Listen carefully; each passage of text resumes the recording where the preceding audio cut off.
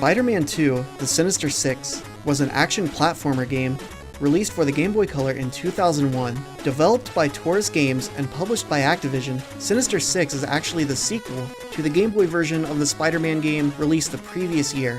The PlayStation version also got its own sequel, Spider-Man 2: Enter Electro. The game begins with a cutscene to set up the story. Doc Ock, sick of Spider-Man always making him look like a fool, devises a plan with the Sinister Six to finish him off once and for all. Their plan is to kidnap a known friend of Spider-Man, Peter Parker, in an attempt to lure out the web-slinging hero. But when the Six show up to Peter Parker's house, only Aunt May is around, but that's good enough for them. They kidnap Aunt May and leave a message for Parker to relay to Spider-Man. Head to Coney Island Pier. Parker suits up and sets off to rescue Aunt May. Spidey must fight his way through 6 levels of thugs and henchmen. Each level is divided into 2 smaller areas, with a boss fight at the end of the second area.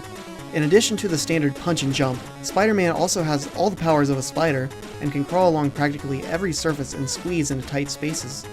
He can also web swing by pressing jump while in the air. This can be extremely useful for quickly navigating through a level or getting to otherwise inaccessible areas. Spidey can also shoot out a web to freeze enemies for a short time, though this will drain your web meter. The only goal of each level is to get through it. Before the start of a level, the Daily Bugle will print a special front page report on what puzzle you'll have to solve within, with an image of what to look for. These are level specific and usually involve finding and hitting a switch somewhere, but sometimes you'll need to defeat an enemy with a key first. If at any time you get stuck, you can stop moving for a few seconds, and the Spidey sense will point you towards the right direction. You can also press select to bring up the Daily Bugle page if you ever forget what you're supposed to look for. Spidey controls really well for the most part. There are times when he might stick to the wrong surface or not stick to the right surface, but it's not a prevalent enough problem to negatively impact the overall experience. All of the enemy and stage hazard hitboxes are really fair, which is always a welcome feature. The graphics are great, excellent use of colors, and plenty of detail all over the place, though I'm not really a fan of most of the enemy sprites. They're not nearly as detailed as the stage backgrounds, and most of them just look bad. One thing that's not bad though is the music. In fact, this might be some of the best music on the Game Boy Color, at least some of the best that I've heard.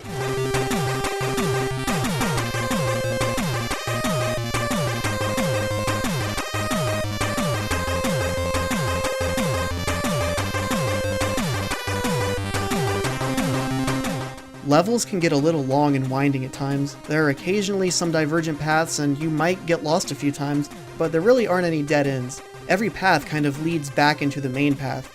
You won't be rewarded too much by exploring extra areas, but there are pickups scattered around to help you out. There are large and small health packs which will replenish a respective amount of health, a spider token which will replenish some of your web meter, and the rare Symbiote Suit, at least I think it's the Symbiote Suit. The suit grants temporary invincibility, which is fun but not super useful. There are also 1-ups usually hidden well. When you die, you respawn at the start of the current area, and so does every enemy you've taken out and every pickup you've collected, including 1-ups.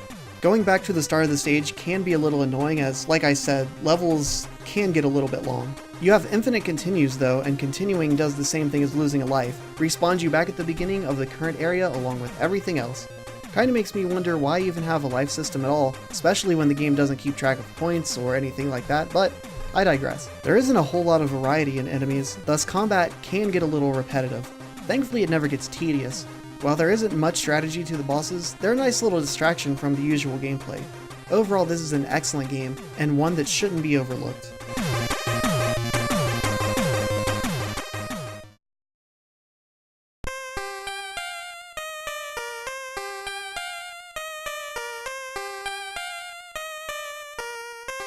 Now, just for fun, let's quickly check out the first game and see how the two compare.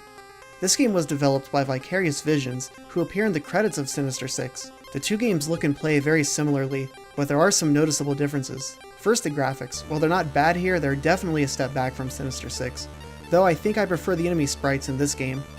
Spidey has all the same moves as well, with a few more variations. Enemies seem to be more abundant and move faster. They also have wide hitboxes and knock Spidey back slightly. Because of this, I found it difficult to defeat enemies without taking damage, unless I froze them first. This slows gameplay down a little bit, but at least there's no web meter to worry about.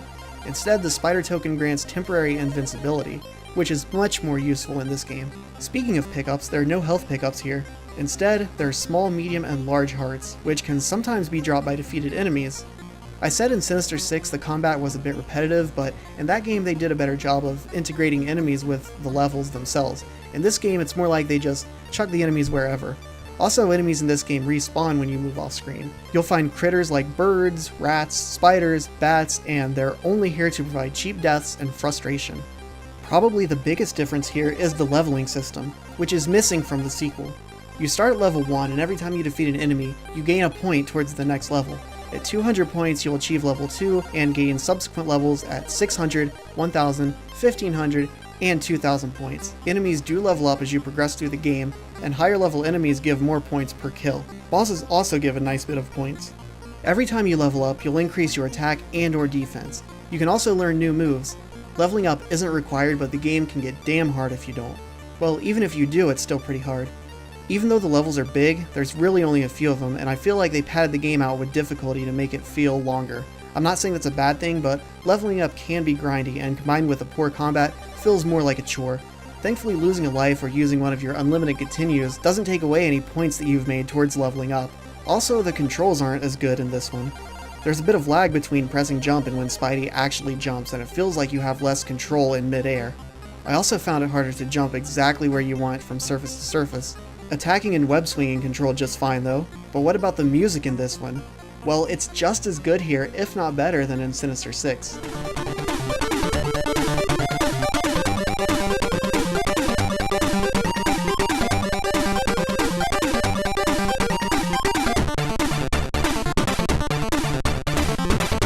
Really great stuff. In both games, the music is credited to Manfred Linzer.